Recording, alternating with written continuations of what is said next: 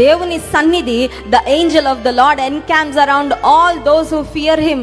యెహోవా యందు భయభక్తులు గల వారి చుట్టూ ఆయన దూత కావలి ఉండి వారిని రక్షించును. ఆయన దూత నీకు కావలి ఉంటది. నీకు తెలుసాది?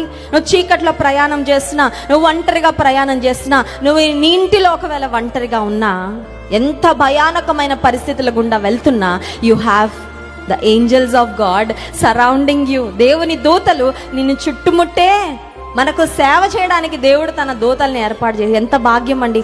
రక్షింపబడిన విశ్వాసులకు సేవ చేయడానికి దేవుడు తన దూతల్ని ఏర్పాటు.